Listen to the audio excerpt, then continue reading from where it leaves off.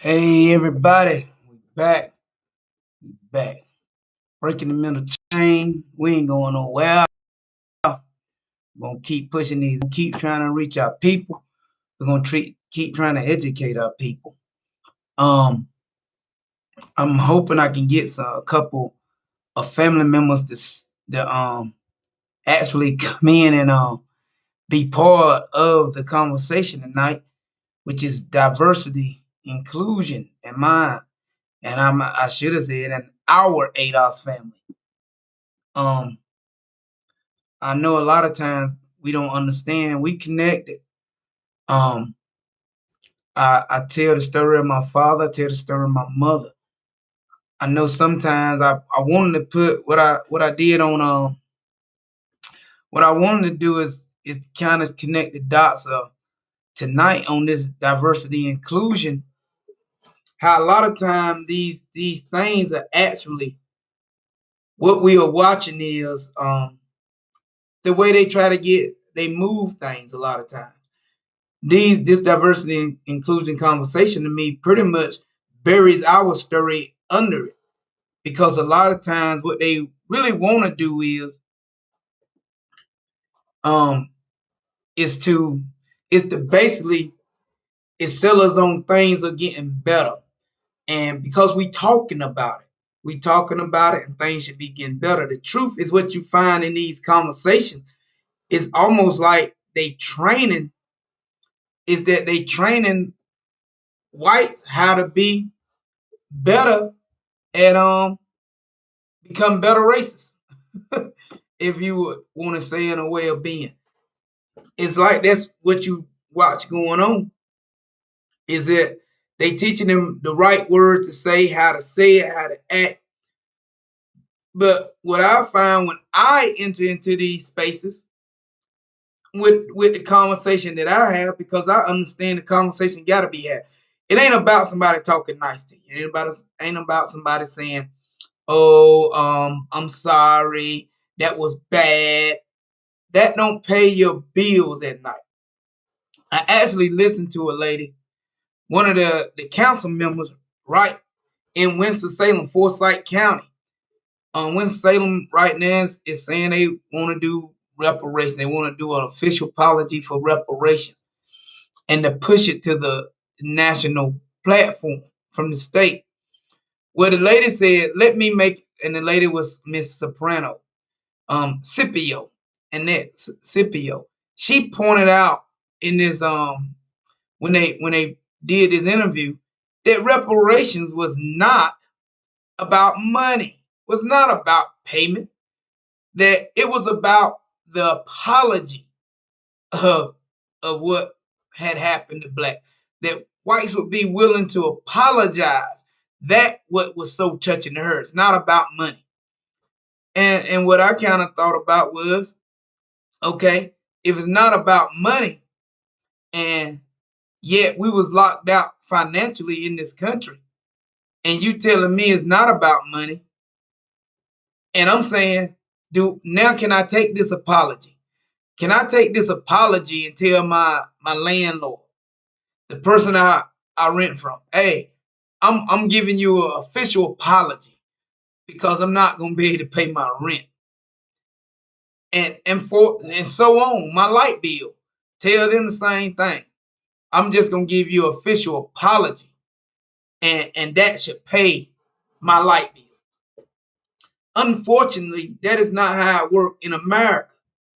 So why would blacks represent, support, put somebody in office in a seat that supposed to represent them, that don't represent, that don't say yes, reparations is 100% about cash payments, because what ADOS people lost, not just in Forsyth County, but in America, was financial up mobility.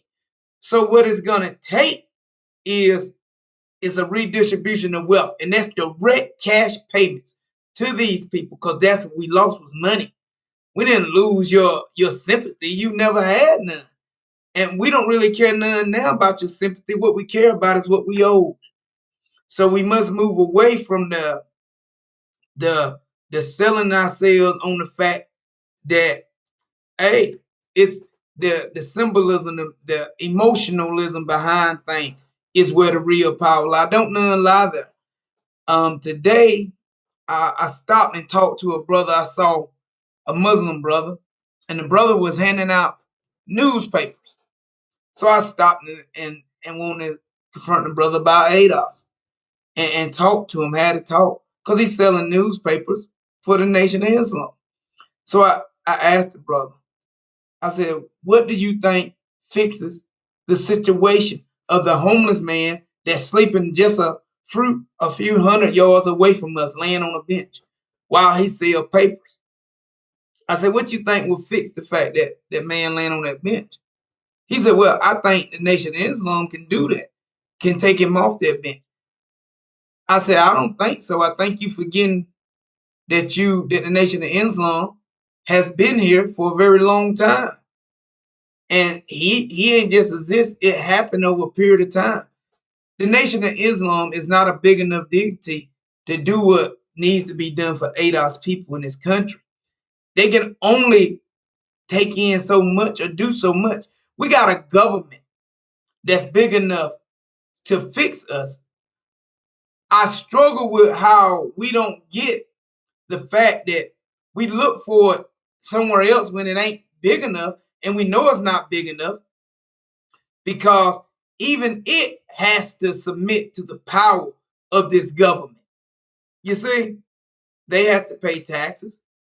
So if you paying taxes, you need to be holding people accountable that your tax dollars go to. Why would you look back at your followers and tell your followers not to worry about them doing nothing for you, but you pay them taxes and they owe you, they work for you? Why do you turn back in return and say, don't put the pressure on them?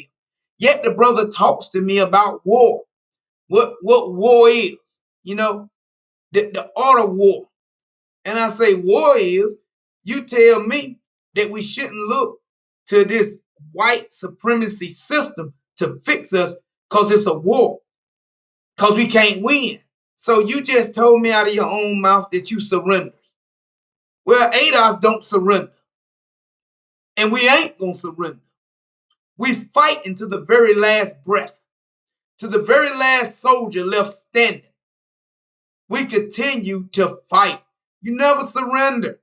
If you're the type that use things like it's too much, we can't do it, just know you done surrender. And when you come on breaking the mental chain, we haven't surrendered. We understand the thing that make resources possible is wealth, money, cash, money. Get it out of your head, because another thing this brother threw at me is that money don't fix everything. I said, well, give me your list and I'll connect it to what it will fix. But if brother couldn't give me a list of what money didn't fix, he wanted to point out what money don't fix. But even when he went to try to point it out, I brought him back to, he said, money don't fix our mental condition. I said, you do understand you also yourself have a mental condition. The fact that you talk about money, what money don't fix, it don't fix our mental condition. But people that go to school to be psychologists, that study neurologists, that study the mind, these people don't go to school and graduate in all this debt. They don't go to school and graduate in all this debt to turn around and get out of school, even if they want to help their people. Even if they want to help their people, they don't go to school to come back and work for their people for free. Because they can't. Because again, they are in this white supremacy system that operate off cash money. Mean bills have to be made to have something here. You need a car, you need somewhere to stay, you gotta eat. That costs money. Cash money. It don't matter if you write it out in a check. It don't matter. It doesn't matter if you it doesn't matter if you do it with a credit card. Going to take cash money to get it done. Bottom line. So that cash money gonna have to be somewhere for it to be on that card. I mean, we got to stop. I was speaking with somebody that I told his brother that. I said, understand, you can't ever get so deep to where the mind is no longer free. You must be able to think freely to be able to see freely. Every building that's ever been made, that building starts with a cornerstone. Every building starts with a cornerstone. That's the foundation of the building. That's the basic beginning of a building. Very basic. But it's also when you start to think about problems. You got to start with the basics. You know, we can talk about great leaders from way back. People don't know their name. All we want to.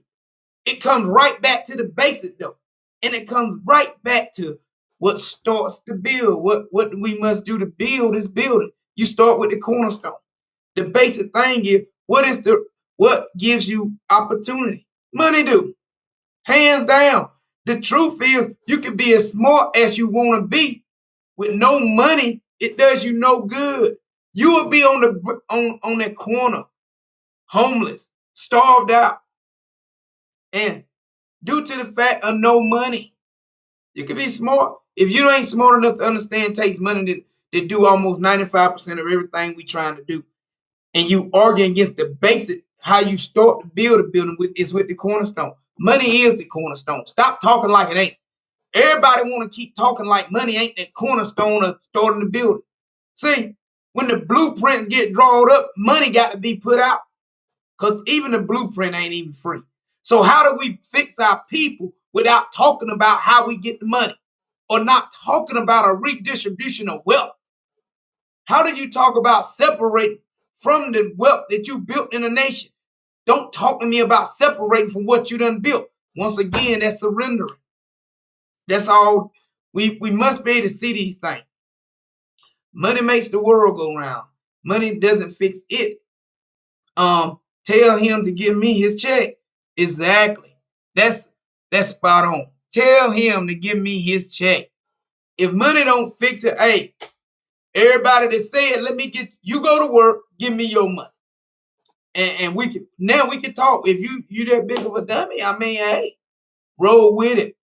And I use the word dummy because you got to understand that's what you are if you say things like this. You must be able to think freely. We didn't just arrive here.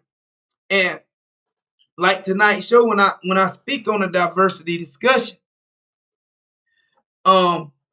we must understand that when we speak on this, is that I show my parents, because what I'm trying to implement to people is that without this redistribution of wealth, you will not get no up mobility, and you will stay locked out. We got the data to show us this. The data, it shows us without it, we'll be locked out. And if we're going to stay locked out, we can't fix our problems. We can't fix our people. We can't seriously say we for our group without it. We can't do it. So here at Breaking the Mental Chain, we had a real conversation. Diversity don't work well. Equality, equity. When we say these words, understand what I say. If you don't get the fact that when you think about equity, it's more ADOS men in prison always. I say this week after week because I need you to understand what they're saying. If the police incarcerated everybody like they do black males, that'll be equity. Let's get it. Let's lock everybody up. Let's deny everybody opportunity. Then you could get these people to work with you. But that is not what's happening. It's one group here that's been isolated. It's one group here that's been cast at the bottom cast. And that is the group of ADOS. My mother and father was ADOS. They weren't nothing but American descendants of slavery. We also got people that make these things towards ADOS, saying ADOS took they oppressor name. We Americans, bro. It don't matter how. Listen, it's been a bad relationship here in this country. But the truth of the matter is, we haven't done the work to fix that relationship. What so many black leaders that claim they fight for their group has done has sidestepped the real fight. Because see, the real fight, you're gonna have to walk in some places and make white folks uncomfortable. You're gonna have to walk in some places and people gonna get up and walk out because of the conversation you have. You see, when that conversation starts, You are fighting the right way. But the key is moving your people to move with you in that direction. Meaning, whatever we've been doing up to this point haven't worked. If it haven't worked, we must try a new strategy. And that strategy is becoming the critical thinkers. The becoming the critical thinkers put a lot of weight on you as an individual. It brings forth what we struggle with. It sometimes hit people where it hurt emotionally.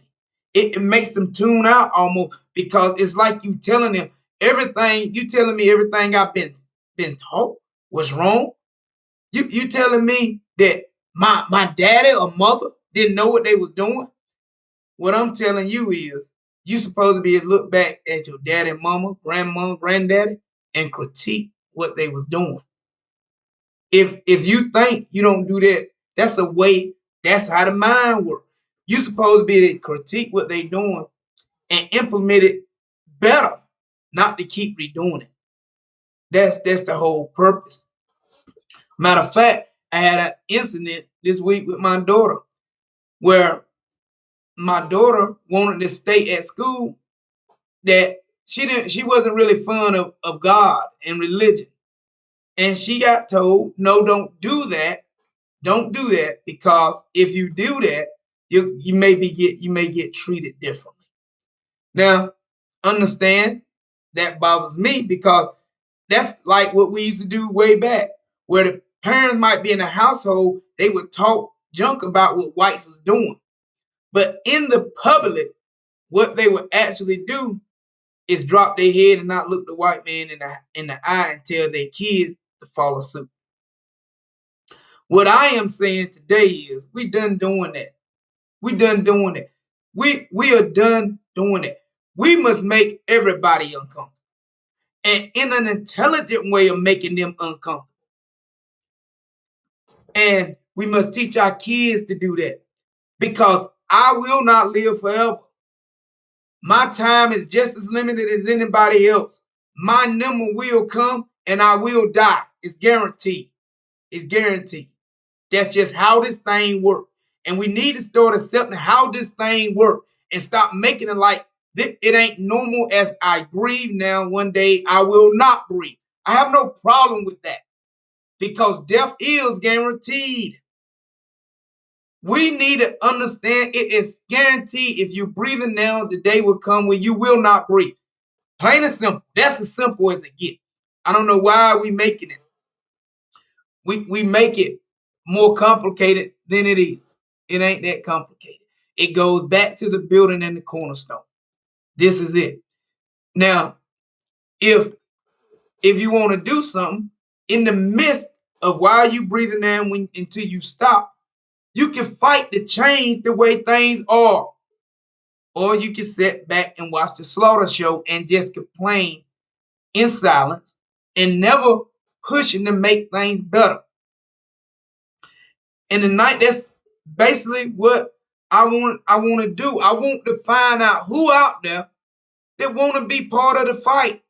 Because if you don't want to be part, I don't want to see no more Facebooks where you putting up about Breonna Taylor, George Floyd. I don't, stop doing it. You're not in the fight. You are rolling with symbolism. You are trying to stroke that you are consciously aware, but you're not consciously aware. Because if you ain't talking about a redistribution of wealth, these people that done passed, it's gonna be new names and a new list. In 2 years, it'll be new names, new lists. That's what's gonna happen. It could be my name and one of y'all names on that list if we don't fight in the right way. That's what the work is. Hearing one of the people in the chat, getting our people to move in the right direction is like pushing a truck that's in park. Oh my God, that is so true. Getting our people to move in the right direction is like getting a truck, pushing a truck in park. I'm trying to get my nephew to join the show with me, having a little time getting in. I was trying to get people to chime in because I also had one of my cousins that I wanted to tell his story about when he was on the run. The things he endured, the things he faced. We don't hear these stories enough from living people, people that's breathing, that you can talk to, that you don't choose to talk to a lot of times. I wanted to hear these. I want people to hear living people testimony, their stories that, of this injustice system and how it worked, how it made them feel. And sometimes it's hard for people to tell that story. Um, and I get it, I understand it. But you need to tell the story, and you don't need to feel shame about telling the story. Because your story may be so much similar to someone else that they may feel it, and it helps them to cope and deal with things they are dealing with. We don't do it enough. Um, One thing I want to share is this something I pulled up on this diversity. It's right here. Diversity is often perceived to be about perception and representation. Tough conversation. And they use the word tough conversations. It's the word they use in defining this diversity conversation. Understand, I have been in a lot of these rooms with this diverse conversation. And it's far from being a tough conversation. It's very watered down. It's very and the truth is it never is very uncomfortable, because basically a lot of time the conversation when you talk about diversity and inclusion, it is basically a conversation a lot of time with people like what we want people to do is understand that we get treated differently because we black, and we talk to me with respect, treat me with respect. That don't pay your bills at night though. See, if people become understand what happens if people become where they understand how to be racist intelligent. The conversation I'm having right now, they tell you I'm the manipulator. What we am talking about no longer exists. People are everybody is getting along now. If we ain't able to look at the data to see a reflection of upward mobility for the group that was enslaved, how do it fix everybody getting along? Because they're getting along. How does that fix your group? Because people are getting along. It don't fix your group. It don't help your group, because everybody's getting along while your group is being starved out still, while police still kill off your group, while the court system still handle your people different, while jobs, the fact that when you go to get a job, that job still discriminates on you, still don't hire you, still pick over you. It's not a tough conversation at all. It is actually very soft. When I've been in these spaces, I've pushed back. I've made the whole room uncomfortable, because I know what makes the room uncomfortable is when you talk about the money that blacks don't want to talk about. Because blacks done trick themselves in believing money don't fix everything. Yet when you ask them, please show me what it don't fix, they started talking. The first thing they say leads right back to cost. It's a cost to everything, man. You in America, everything costs. I don't care what you talking about, what you thinking. So if everything costs, you got to have the money to be able to pay the cost. Long time ago, man said it costs to be the boss. We are trying to be made whole. It's gonna cost. It ain't no free road to the cost of it. We got to take the challenge on. We got to educate our kids to push back. Somebody asked me, you shouldn't make your kids do this. You can't listen.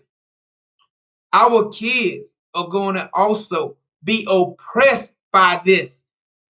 We, as well as we talk about indoctrination, yet we don't understand indoctrination starts from day one. When they start to teach our kids, the indoctrination starts. So we got to start educating our kids on what the indoctrination look like, who it don't fight for, and why we need you to be a certain way in those spaces. Our kids got to push it in those spaces, because William or the ADOS as a whole can't be in all these spaces. So we got to activate our kids too. Like I'm trying to do here tonight. I'm trying to activate family. I'm trying to activate cousins, uncles, aunts. So the space I'm not in, they could be in. And they could also understand when they hear this talk, how that ain't the way to fix it, that it ain't gonna fix it. If we start to do that, you start to see the ball start to move in a different way. They understand no more can they hide behind just a nice conversation. And too often, another thing I want to touch on, too often do our group, we go for, it's like we automatically go for, navigate towards all the things that don't work. Because somewhere in deep inside of us, we like that idea. Yet you don't never go back and say, let me see how many times this ideal been tried and how many times it didn't work. Well, if the ideal didn't work, why should we continue to push it and continue to implant it, embed it in our kids? We shouldn't do it. So we got to we must look at religion as a different thing. And when I say a different thing, how are we instituting this to our kids again and again, yet we see the quality of life constantly fail. And yet we still refuse to have a real conversation about what really works. And yet that child grows up and becomes frustrated with it. It leads to oppression because this child is trying to implement something that don't work. It's like having a car, right? And we know the wheel has already been made, right? Yet we try to reinvent the wheel, but yet I like the block wheel. True, the block wheel, the block wheel, I like it. Sure, I want a block wheel. We wind up doing things like this, yet we don't know we got the block wheel on the car. And you got people saying, well, you don't have to reinvent the wheel. You had to reinvent the power that it takes to move the wheel. See, still keep the wheel. You just got to increase the power it takes to move the wheel. That's what we got to do with our kids. Our kids got to become the weapon that we use to make people uncomfortable too. Because if you could post your child on TikTok, all these social platforms, Instagram, whatever it be, with them dancing and entertaining people what they allowed us to do so long, why can't I take my daughter and educate my daughter to speak critical thinking when you speak to her? She navigates when you speak to her. She a critical thinker. She ain't going for the okie doke. Why can't I teach my child that? People want to crucify me and tell me I'm wrong when I tell them my child will not learn this. My child will understand where this came from and how to engineer it. They will make people uncomfortable because understand they can't tear their skin off no way. I done watched videos where the white teachers feed the black kids last and feed the white kids first.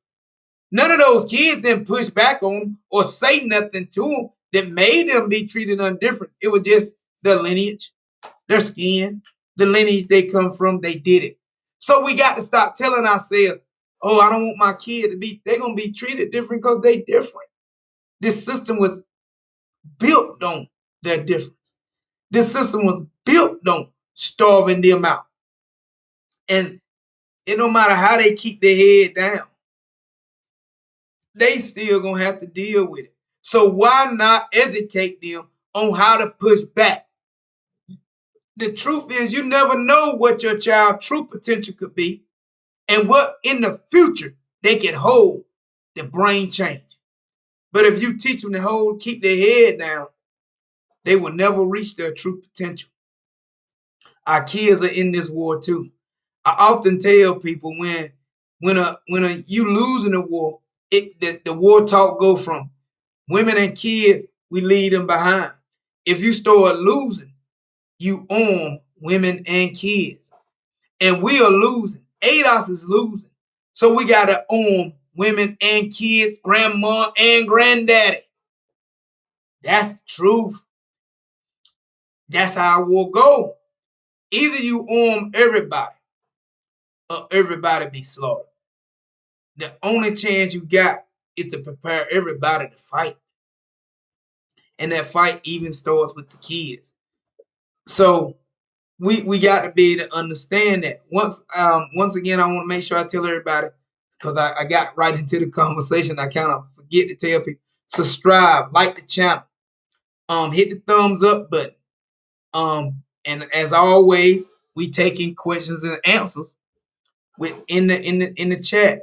If you got some questions, answers, even if you want to get on the call and challenge what breaking the mental chain talk about, when we talk about breaking this mental chain, the hardest war we face right now, and it's so hard because it's a mental war, and that's the hardest war. Understand, when a man would get beat, if you beat a man with a whip, that man know he got beat. He can feel it. He can see his flesh has been torn. He understand his position. If you turn the war into a mental war, it becomes harder to see. It becomes harder to see because the war starts in everything we do, from the fact of going to school, from the fact even the 16% of us that graduated college versus the 84% of us that didn't graduate college. The mental war was fought on the 84% that didn't go, also the 16% that did go, that separate them from the 84% that didn't go. What I mean, when Joe Biden talks about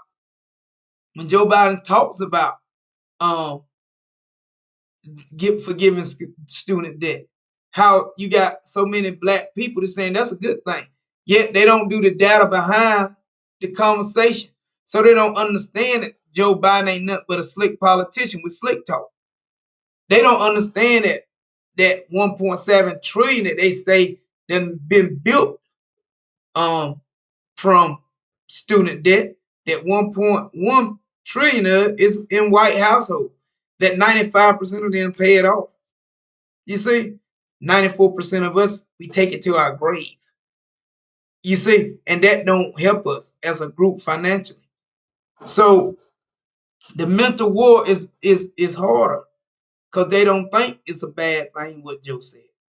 They don't think right now with this relief bill he passed, the CARE Act, that a lot of that money ain't gonna never touch very few ADOS people hands to really do something significant enough in their community, because he leaving it at the level of the local government to institute or implement how that money will be dispersed and how it'll be handled.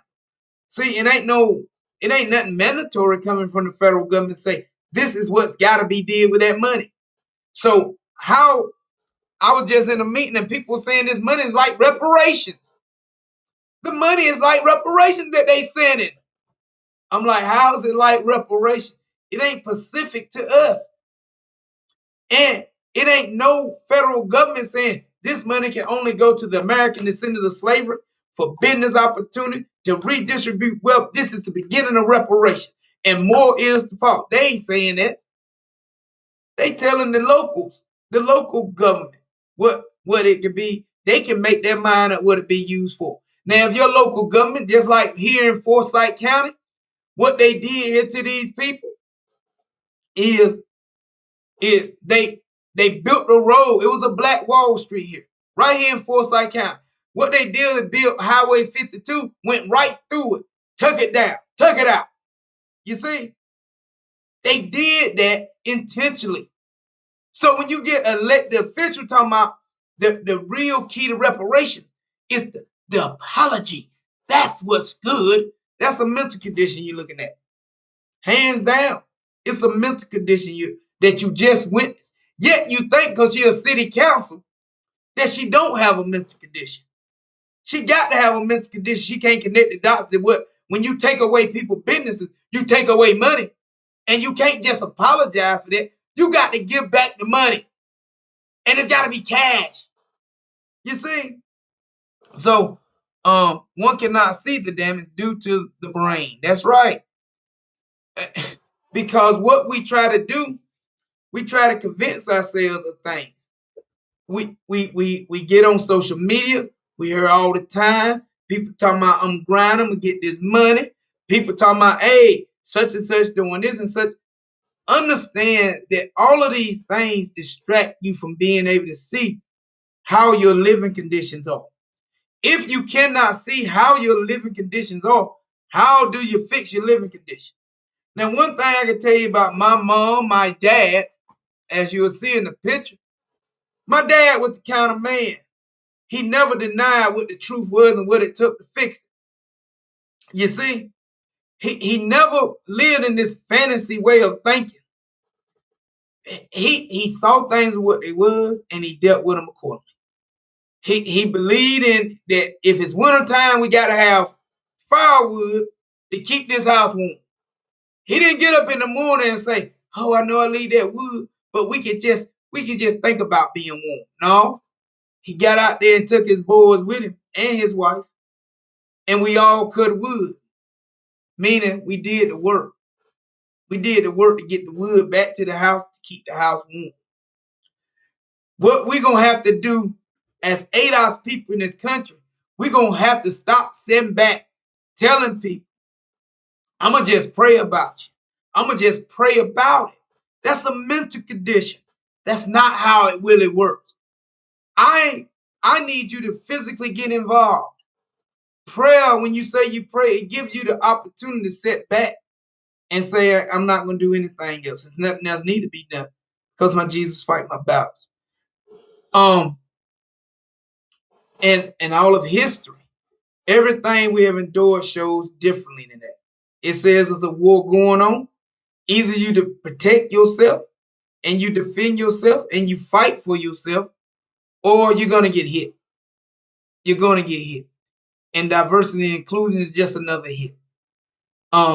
Because that don't fix my family. If you notice in the picture of the show, I have my mom, my dad, and my brothers and sisters. I'm not included in the picture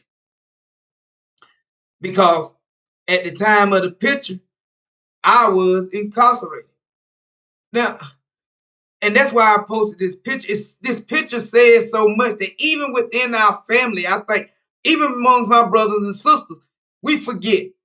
We forget what happened when you lose contact with somebody, that it becomes normal that that person is not there. So that's why I always try to get prison is like being dead because people grow and life goes on and they forget about the dead. That's just what happens. That's a normal human thing. I was the dead. Family members forgot me. And to this day, they show you how endeared it still holds in our family. Because a lot of my family members don't reach out to me on a regular basis because the truth is the mental condition is I've been used to Junior not being there no way. You see how we don't even connect the dots to how things affect us internally within our family. That it's devastating that happens. You know, because when a person becomes where you don't find that person ain't been around to be that listening ear, to be that support, because that person been really dead.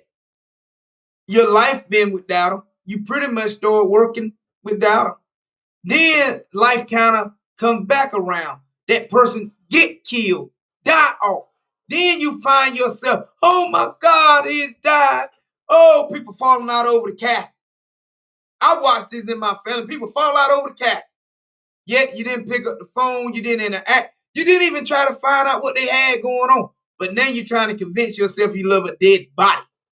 That's a mental condition. That's a mental condition that we do things like that.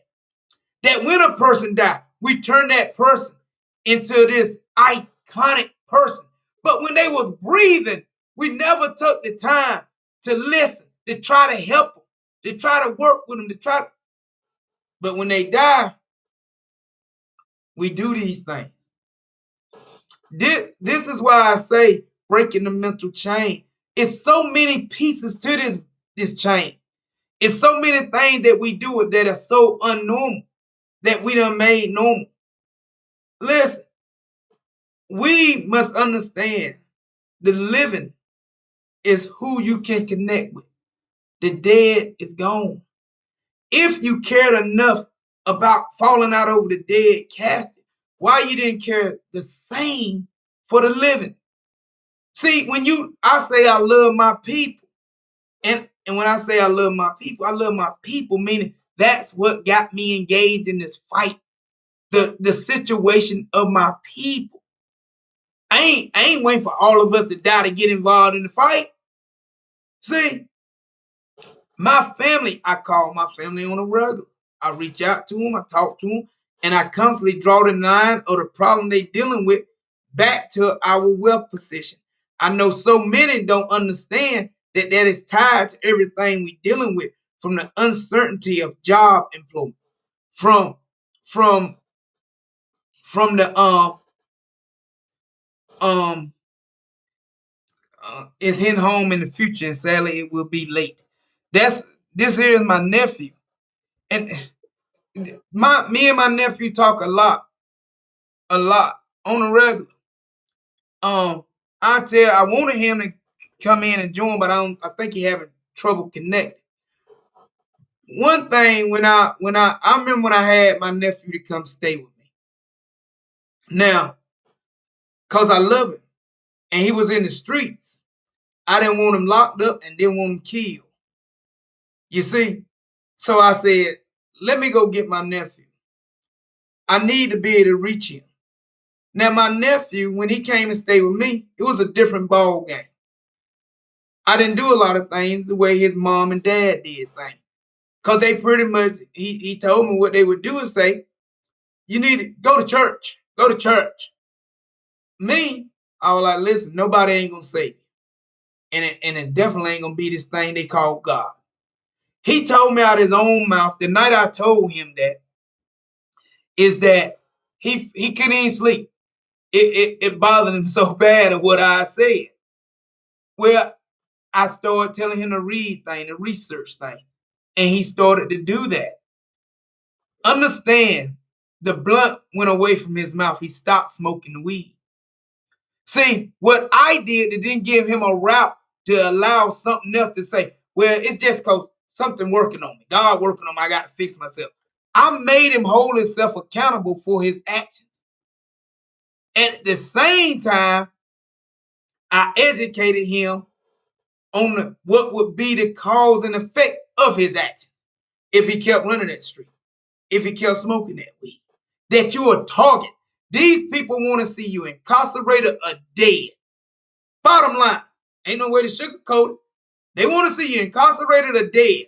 Period. I don't care how scared that make you. That's the truth.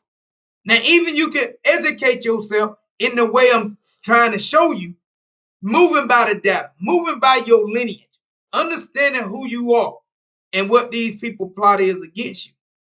Or you can just be another victim. Now, my nephew, he started thinking. He started becoming that critical thinker. He freed his mind to see things clearly. And as sure as I have had to deal with family not want to talk, not want to deal with you because you are thinking different than them. It's so amazing to me they can get along. If Tyler Perry came out today with anything, black people can connect and get along with it fine, even though it don't change nothing in their household. Nothing. It's straight up for show. It's straight up symbolism, but they connect to it automatically and tie themselves to it. Never ask, what does this do in my household right now, Tyler Perry, Oprah, Jordan, any of them? What does it do right now for me? It does nothing. Yet you sit and listen. Yet you sit and watch. Day in, day out. You never even attempt to try to find a way to challenge or to say, what am I doing wrong? And you refuse to try anything new. That's the mental change. When you refuse to try to do anything new, day in, day out, you do the same thing over and over again. The same thing that haven't made you whole, that didn't fit you. And the dangerous thing about it is, because you pass it right to your kids too. You pass it right on to your kids as if it's nothing, as if it fixed something in your life. If we don't speak truth to power, we won't win this war we in. And understand it's a war of the mind. If you still this week, if you haven't learned something you didn't know last week, stop telling yourself that somehow you know things that you know more than you know, because you still know what you knew last week. If you ain't learned that white folks got $104 trillion and how that $104 trillion affect you, if you haven't learned that, how that affects you, stop telling yourself you fixing something. You ain't fixing it. You actually are being the one that pushes it on. If you the one that don't want to have the hard conversation, or you still finding it, you still shame to tell a person, listen, I'm trying to turn you on to ADOS, to this organization. If you still find it hard to tell people that, to turn people on to that, know indeed that you still don't think it's the thing that moves it. Understand, ADOS moved by data.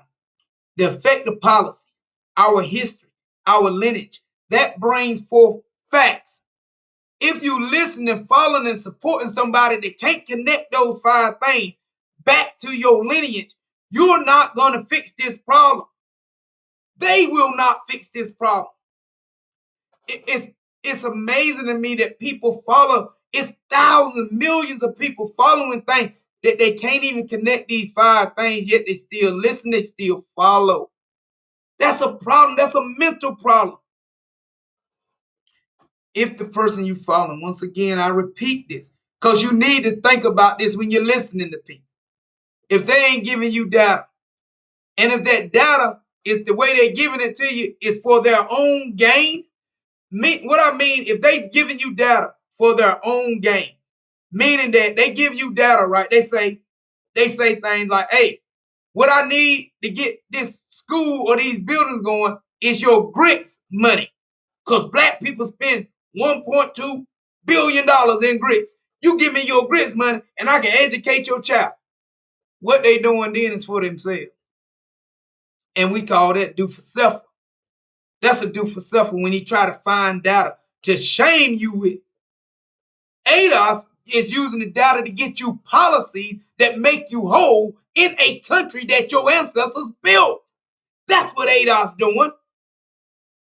We use this data in a way that helps you to make you whole, your kids, your family, whole in the country your ancestors built, that your bodies have built. Because there's people on this call that been in trouble with the police. You went in the convict leasing too.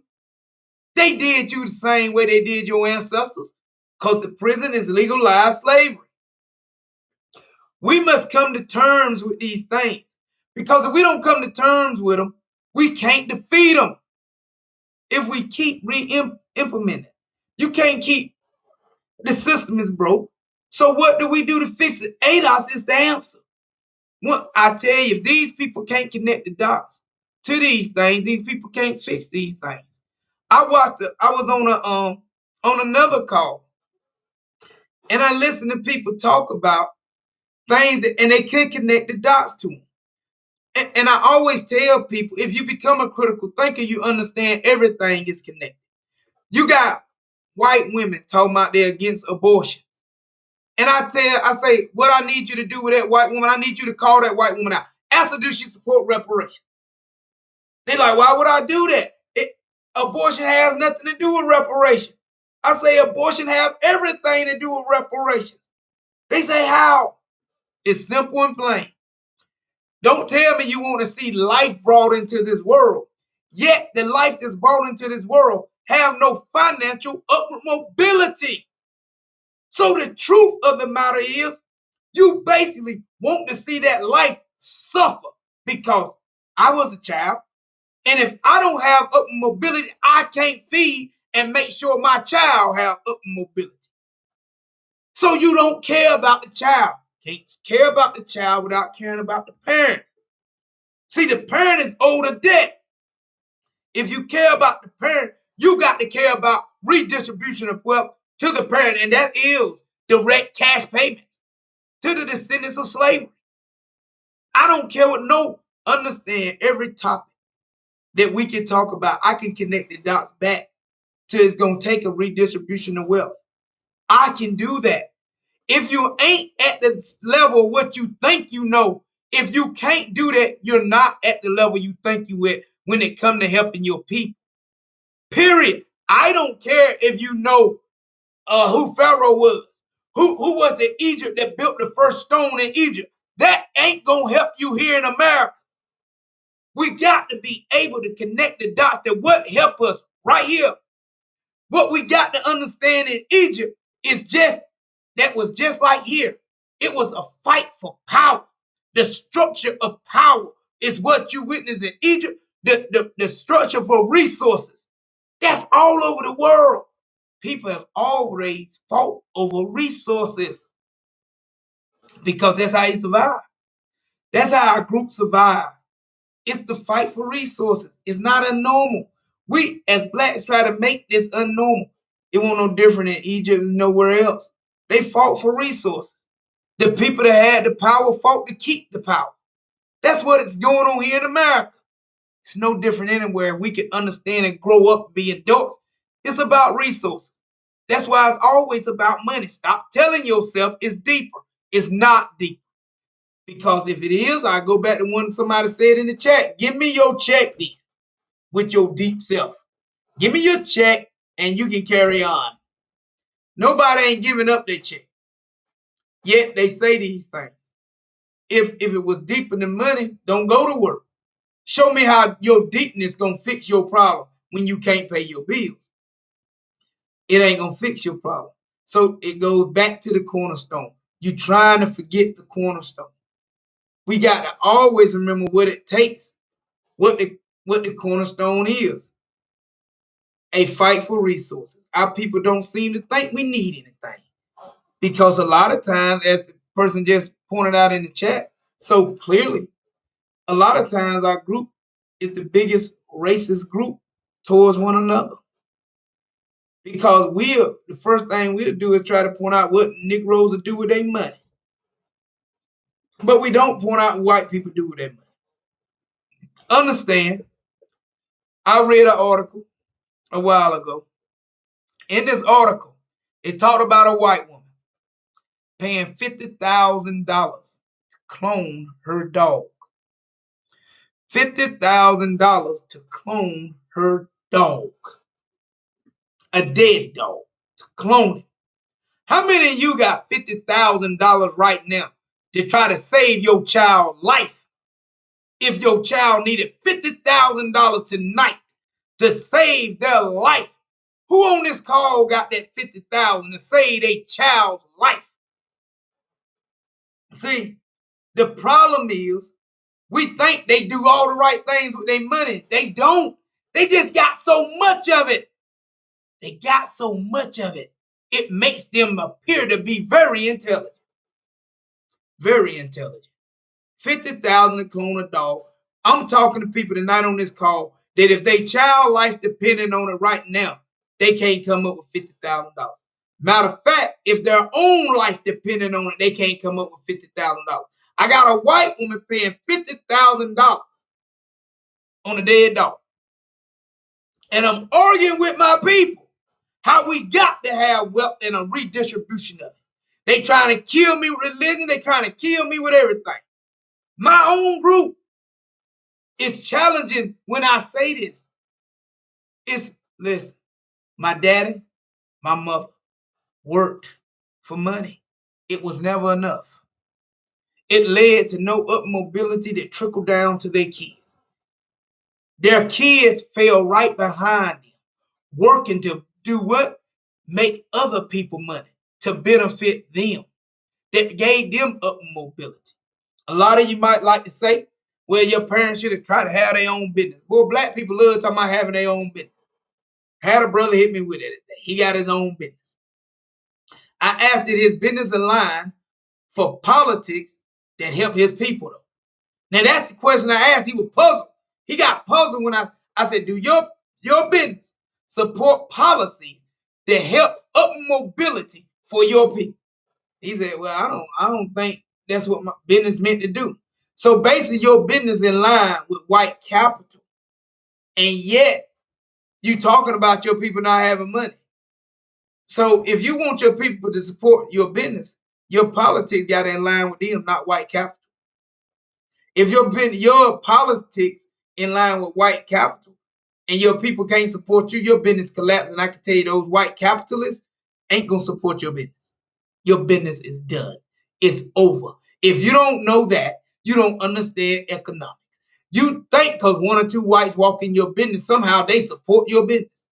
But 90% of the people walking in your business is ADOS. And yet those people are socially collapsed. Your business go behind. Once again, we got to be able to think. We got one of the biggest mental conditions we got is due for self-realism. It is terrible in our group. It's a nightmare in our group. Do for self. And it's very, very, it's the kind of way where you hear a black business say, well, you should support black business though. You need to support black business. I say you need to support ADOS policy. They look dumb when I say that. See, because they were just trying to get me to support them because they black, I'm black. But when I say I need your politics to align with me, then I can support your business. But if your policy is going to align with white people because you think you just better than me, you doing better than me, how does that help me? See, it doesn't. That's the truth. That's the truth about it.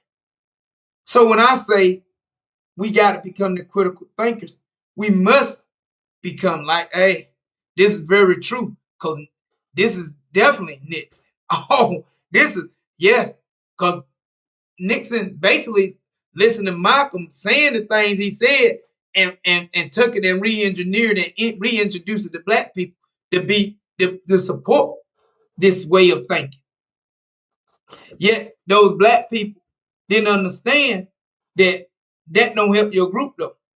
Cause you got a business and I spend my money with your business, yet your politics actually starves your people out. And then you turn around and talk junk about your people. Oh, black people all want you to give them something less. They don't never got the money. Because I got a heat nerve this bitch. I can go over there and tell black folks, look, I can't do it for nothing now. I can't do it for nothing. Yet when you go and line yourself with white capital and your people can't pay you to do the heat and air in their house, you turning against them instead of looking at yourself, saying, what am I doing so that my people do have money in their pocket? Because all I'm concerned with is myself. I ain't concerned with them, and I want them to do business with me. And I'm gonna trick them on black business. So basically, you're gonna become a predator to your people too. Like L will say here, we cry because the dead is going to heaven, and we want to take their place. Yeah, I agree with you there. This is information in the book we could not read for 250 years. While one worships from the same book was the reaping of the benefit of heaven right here on earth. Free labor, selling bodies. This statement is very, very true. We don't understand that we read from a book that was in that information for 250 years while we was enslaved, being beat, raped, whole 9 yards. This book was right there. They come and introduce the book to you. Oh, I gotta get some water. I'm losing my voice. They come introduce the book to you. Sell you on all of it all the time. And when they sell you on the book, you go back and implement it in your life to try to make it work. When the book was the first form of indoctrination. See, they saw the power the book had over you and they used it accordingly. I'll go as far as to say they built it and engineered it specifically for you and your group. See, it will make you better obedient to listen to Master than to push against master. So master got knowledge from other sources that said the best way to control these people is mentally. It's better than the whip. It's better than cutting their leg off. You don't have to do no harm to their physical body. And they will listen and work more obediently, never challenging you. Because what they would do is work themselves to death into death in hopes that there's a better life in death. Think about it, man. Why would we do that? Why would we not want our heaven right here where our kids, us, our family could benefit from it right here like theirs are? This other group ain't waiting to death. They know my people gonna benefit right now. Johnny on the spot. They know it. Even the way they do religion. They go to church, but they understand politics is separate. You know how they know? I know they know that. Because they're pastors and preachers and all, they're deacons. They don't run for political parties. Their pastors don't do that. But ADOS pastors, they do that. You see, they run for political seats. You see, because instead of supporting somebody within the church to be in that political space, because they do for self, they want it all. Then when they get in that space, they turn their back on their people. And they do it by telling their people, listen, you just got to pray. You need to go pray. Because, see, God going to work a blessing for you. But what he really telling you, I ain't going to do nothing for you. I'm doing this for myself. It's like this guy say here. Wednesday Adams. Black business owners can often be disrespectful to ones keeping them afloat. Man, that's so true. So true. And he's exactly right. Because know and understand.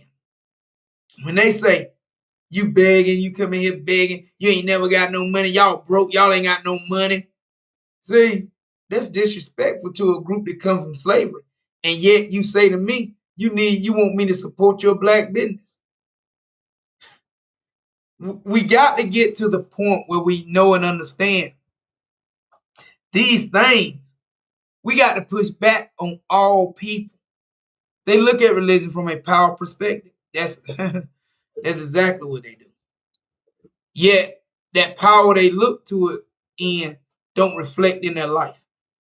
And what they do is continue to tell themselves that it do. Yet our condition get worse and worse. Every generation reintroduced to a different form of slavery. And we know it because all the data shows it. Master Picture was in the church with that long hair. This is very true. If people find this conversation we having right now even uncomfortable, once again, if you find it uncomfortable right now, your mind is still not free. What that means is you still don't understand you must challenge everything. Nothing is left off the table to being a piece of their puzzle that keeps us oppressed. You can't take the Bible. You can't take religion off the table. You got to be able to see that religion is a piece of their puzzle to keep you oppressed. Can't take it off the table. Matter of fact, I go as far as say it's one of the biggest pieces of the puzzle. It makes everything else fall in line. So simple. We gonna go to break, and after break, if anybody want to put questions in the chat, if you want to call in, the call in number will be put in the chat. We need our people to be on board. We need our people to know you can't take nothing off the table because we have been here almost 500 years oppressed, and we must start to dissect and see through the data eyes, see through the effective policy eyes. And I say it again, if whoever you listen to, if they don't bring up these 5 topics, they themselves are trying to manipulate you too. And I don't care what the name is, where they've been to school at, what they try to say they know. If they ain't talking about these 5 topics, topics and connecting the dots, how these 5 topics lead us to ultimate freedom. Cause understand, one thing I want to say before I go to break. I was at a white man's house the other day. He said to me, money allows you freedom. And he said it out of his own mouth. Money brings you freedom. See? And what he was referring to was somebody within his community was having a pool put in at their home that cost $40,000. $40,000 a pool put in. But they already had a very nice $350,000 pool put in for the community there. That had its own purifying flushing system that keep the water clear as day and clean. All of the high-tech stuff. He said it's the nicest pool I've ever been to. I don't even go nowhere. I go right there. These people wanted the leisure, though, to be able to be at home and be in the pool. And what did it take for them to get that freedom? Money. 40 grand. On top of having a nice pool, they didn't want to share it with nobody. We're going to build our own so we don't have to share it with everybody else. ADOS people don't got that freedom, man. That's what we trying to get our people to see. Freedom is the wealth position. That's why we fight to close the racial wealth gap. Some will go further enough to call it the lineage gap. But whatever it's named or called, it's a gap that must be closed. If we don't close it, you can sit back and watch the slaughter show every week, year after year, generation after generation. But ADOS gonna fight this fight. We want to bring more people on. After the break, I'm gonna talk some about getting people involved and activating people to help in this fight. We're gonna go to our break, and we'll be back after the break.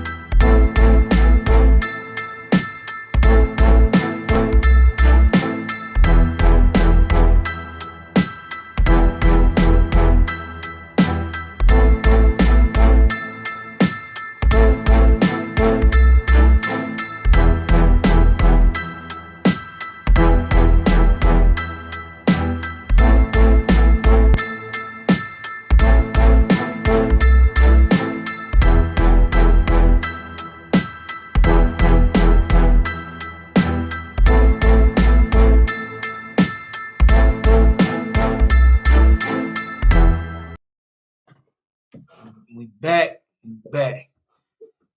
Yeah, I was just reading over something just now, and it's a newspaper article. He say, "How much more can we stand?" I don't know. I think we use that term, "How much more can we stand?" But do we realize It's just been happening. We've been dealing with it for over 400 years. Yet people still don't want to try nothing new. People still don't want to. It's amazing to me that a lot of times I got brought into an organization and I got brought in because people say we need new ways of thinking, new ways of doing. Yet within this group, what I end up finding out the most is that they didn't want that though. A lot of these people actually would push back against me in the conversation, and that pushback would they would push back, and I would give a plan and a way to execute the plan, but they would push back and say they don't think it will work. So a simple question, like I said, everything starts with the cornerstone of a building, and that's the same way conversations work. If you tell me it won't work, what is your plan and how you plan to execute? What you will find out is these people had no plan. They just want to knock your plan. How do you move a line with people debunking ideas with no plan of their own? So um that's one of the things that I always found pretty amazing with our group too, because we want to tell ourselves something different, that we see something different. But if you see it a different way, you should have a plan for what you see. If you don't have a plan for what you see, either you don't believe in your vision or you don't know how to execute the vision. Here at Breaking the Mental Chain and ADOS, we got a plan and we got a way to implement the plan. And we're doing it by data and the history and our lineage and policies, the effect of the policies, and so on. I don't see anybody answering any questions in the chat. Let me check. Hold on, I might get my nephew to speak a minute here. Hold on one. Nephew, you want to talk a little bit? You want to jump in on this conversation? What's up? Well, I'm talking about basically the mental state when it comes to religion, the way we see religion and things like that. Basically, how we take this religion and make it. We try to engineer it to be more powerful instead of looking at in real time. The real power is being people fighting against other people that make change. Have you seen Ann War, nephew, fought with a Bible, or was it fought with a sword or a tank? I think, and I bet like I said, it's definitely gonna jump on the show because I think, I feel like people hear my side of the story and where I came from and where I'm at now. That see that religion is really not the key. It's being able to believe in yourself and doing what's best. Yeah. So look, you're on the show, right? I got you on speakerphone. So I'm still on the show. I want you to explain that to people about your life and the reason you see it, how you see it, and your lived experience at how your life was. Okay. Let's see. Like it started before, and I used to run the streets. I think I've been in everything that anybody could ever claim or ever be in as possible, as far as running the streets, gang banging, selling drugs, several shootouts, drug deals, and I feel like in the midst of while all this is going, I could remember a time you had called me, and I was rolling up a blunt, about to get high. Yeah. And you called me, and you were just saying, like, oh, God ain't real. God ain't never did this for you, this and that. And I just remember putting you on mute. I'm like, yo, he telling me this, but he gonna end up going to hell for this. At the same time, I'm the one that's sitting here that's doing everything possible in the streets as well as rolling up a blunt. I'm about to get high right now, but I'm telling this man that he's the one that's going to hell. Mm-hmm. Yeah. So even to the time where I had moved with you in South Carolina, we was having the same conversation about religion, and it was just like you said, I could not sleep. So it was just like the next day that you had left and went to work, and I was scrolling on Facebook, and all I kept seeing is stuff about religion. religion. So I'm like, we was just having this conversation, so it's meant for me to research and do my own research and just read everything as possible. So I spent that whole day, the whole next week, just reading and learning more. And the more I read, the more information I found. It's so clearly that I only could put my trust in myself. That's right. Not the Bible, just myself. Until I got to the point of where I'm at now, I stopped believing in the Bible or that somebody's going to save me and started saving myself. Where I have my own car now, I have a good stable job. I'm able to provide for my family and more. Yeah. Not because I believed or I prayed for it, because I knew that I had to stay 10 toes down and keep pushing, which is your phrase. Yeah. Yeah. Because that's and even when you fail, tell people about times when you lost jobs. How you didn't sit around and cry about it. Did you tell them what you done? It's amazing to say that, because I remember, you lose a job. I remember having a conversation with my family and my grandmother in particular, and it was just like, oh, you lost your job because you didn't believe in God, or I remember when I got my first apartment and I got evicted from the apartment because I couldn't pay, not because I didn't believe in the God, because the job that I had wasn't providing enough financial for me to take care of this apartment and every other responsibility that I had. So yeah, even when I failed, I didn't pray about it. I got up, went to the nearest job I could, and applied again. Just kept applying and kept pushing myself, because I knew at the end of the day I had to be the one to do it, because nobody else was gonna save me. And that's where we at in this battle right now. The reason this battle is so hard, because it's not enough of us willing to step up and understand we're gonna have to save ourselves. When you talk about not having enough money to pay those bills, do you know how many people have made that comfortable now? What they do, they find some wiggle room, they scoop down in there, and that uncomfortable moment, they make it comfortable. They never ask the question, why?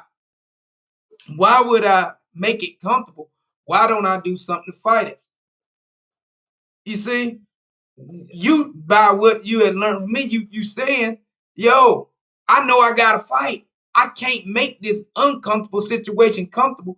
I must get involved and try to find a way to fight to do things better, to make it better. So I'm gonna read one of the comments and you let me know what you think about it, nephew. And this is something me and my nephew do on a regular. And this is what I mean when I say we here at Breaking the Mental Chain, you got to start by seeing things with a free mind. Nephew, correct me if I'm wrong. The night you came and stayed with me, I said the key to me making you see things is to free your mind. I got to wipe everything out. I told you that, right? Yeah, that's correct. So that's what we doing here at Breaking the Mental Chain. The hardest fight we got is this mental fight. It ain't now nothing. So I'm gonna read this question to something to you from something in the chat. It says, any women in the house that would like to make a comment? I know that religion is so scared to y'all. Give these men pushback. So basically what he's saying is, in the religion realm, it becomes a touchy conversation, but also a scary one. Me and you talked one time, and we spoke about. I said, when because you have people that are touch on religion, they basically would say it's not real, but they'll go back to but I'm gonna still believe because I'm scared when I die. Yeah, it's the fear of it. It's the fear of religion. What if? What if this is true? What if there is a God? Even though all the signs on earth showing you that you are the God, that you can only be the only one that can change anything in your life, we still go back to that fear. What if that fear that they have put into us, that they have knocked into our brain over and over time for 500, 600 plus years? Yeah. So that's scary. And understand when we say fear. Now, a lot of people are trying to push back and say, I ain't scared of nothing. Fear. Listen, fear is a very powerful weapon. Very powerful. I don't care what you say. Fear is very powerful. Is it a quote incident that they put the right two pieces together that made religion so powerful. They put the unknown and fear together into religion. They put them together, the unknown and fear. And they put that together. And then we live in a world where we trying to get our people to be free, but they can't free themselves because they keep thinking the answer lies in religion. I'm gonna tell you, like the dude, the Muslim guy that I talked to today, he wanted to give credit to the Nation of Islam. Yes, the nation has done some good things for black folks, but what he wanted to give them more credit than needed. When I said they are not a big enough thing to fix what ADOS is dealing with, he wanted to try to implement they are. I'm like, listen, well, you need to go over there and get that homeless brother there and fix him there. You see? Instead of admitting that deity ain't big enough, that they don't have the resources to do it, and that even the Nation of Islam need to be in line with politics and policies that help their people. See, a lot of people ain't gonna say that. A lot of people ain't gonna say that. I remember seeing Farrakhan did a speech one time, and the speech he did was, these people have oppressed us. We can't, they have locked us up. We got to have the power to free ourselves. We don't need them to free us. We need the power to free ourselves. Then let's just do some common sense things here, right? If you saying they had the power to lock us up, how in cages like animals? If they had the power to lock you up, how you got the power to free yourself? See, we without challenging them. You see it, and get it. A lot of people try to sidestep that conversation because they know ultimately it comes down to challenging the white power structure politically. And some of these people get a lot of kickback from these political spaces that you don't know what's going on. You see what I'm saying? Because you don't see the transaction. You see? How do you say they had the power to engage me, but I got the power to free myself? No, they still possess that power. I'm going to have to challenge them, and I'm going to need you to help me. See, that's what you got to tell people like that. I'm going to have to challenge them, and I'm going to need you to help me. Or you going to help me. Or you going to help me or not.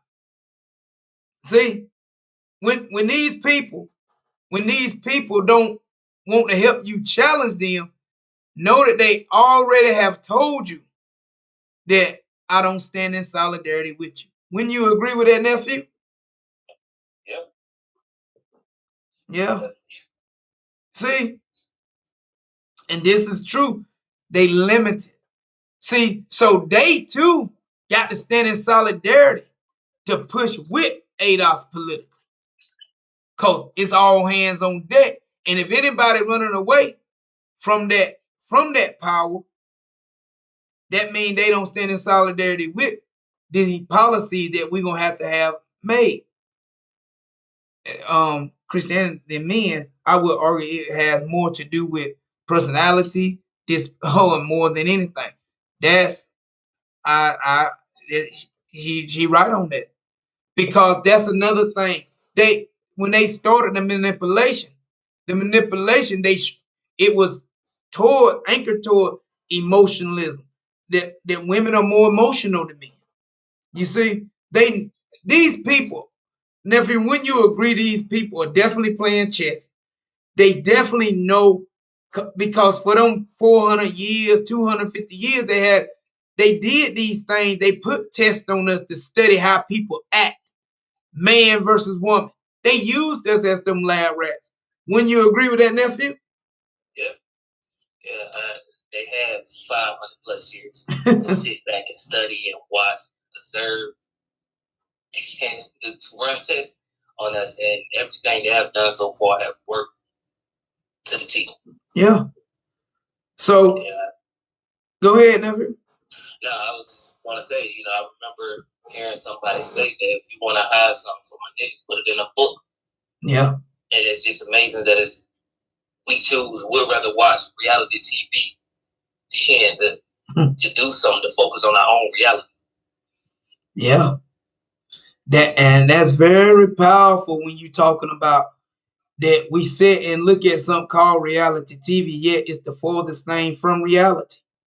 Yeah. And we watch when we talk about when Tosh say the disposition, it's in women are nurturers, men are protectors. Most that's in our genetic makeup. If they can play on that against when they start attacking us, they can weaponize it. They can weaponize it. That's why I always tell people, you must know what you made of to make you stronger. Meaning, when I say that you must know what you made of, you must know your weaknesses and your strength. But in knowing these two very important things, you got to have a free mind to see it and how you need to move with it. Because once you know your weakness and your strength, you're stronger. And when you're able to see and think freely, you're stronger. You're only weaker if you let things cloud your judgment, your emotions, religion factors. These things can cloud judgment. So very often they do. That's why we can go back to the city council lady that made the statement that, hey, we don't need reparation. It's not about money. It's about apology, healing people. Listen, no apology don't heal my bank account. I'm sorry. It don't heal my bank account. Nephew, what you think about her making that statement about it ain't about payments, it's about saying forgive, just saying we sorry. I just sit back and wonder, and just picturing that happen of them just saying, you know what, we're sorry, but we just gonna let everything that we continue to do, we're gonna continue to do. It's not gonna change anything. It's not gonna help you pay your bills. It's not gonna help you take care of your kids or your kids to take care of their kids. We're just gonna say we're sorry. We're gonna keep doing it. We're gonna keep apologizing, and you just take our sorry because that's what you asked for. Exactly. You asking for some symbolism, I'm gonna give you some. I spoke with somebody early and I made this. I said, listen, when you see them talk to us, these politicians come interact with us, they show you how our mental problem is very severe and very much a problem in our group. They come and start trying to do a dance. You saw it at the Grammys the other night. They started doing a dance, and a joker said it's the most black Grammy he done been to. Cause they was out there doing black dances. I'm at a loss for words. We like little kids, and the little kids, you tell little kids fantasy. You do things to make little kids laugh. A lot of time with my son, I do stuff like blow my cheeks up. He laugh about it. It's funny to him. You see what I'm saying? As grown-ups, we shouldn't still be going for the things my little 1-year-old son, my 17-month-year-old little son go for. How do we still go for these things? Yet we say we're adults. Yet when you have an adult conversation, you don't understand the conversation because you pay attention to things that don't matter. So we must grow. We must grow, and we just can't spend our time aging without growing mentally, because you can't stop the numbers from rolling because they're gonna roll. Year after year gonna come by. You're gonna get older, body wise.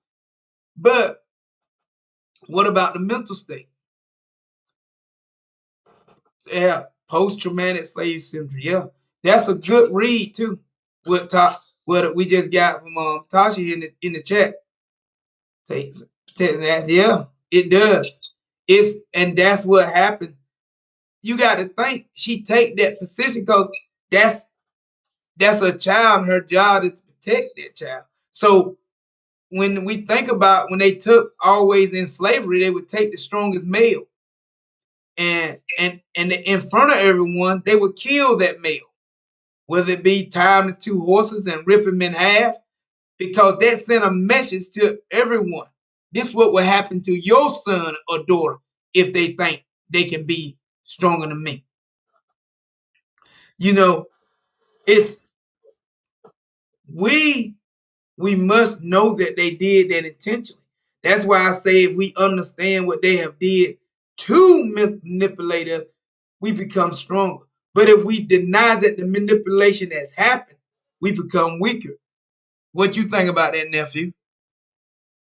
Most definitely. I feel like the only way we can ever win this fight is it's in numbers. It's in numbers. When people are in war, when the U.S. military, they recruit people, they do it by numbers. The more people I have, the better chance to win this fight. So the only way that ADOS can win this fight is more people fighting and open up their mind every day. Let religion go and start saving yourself.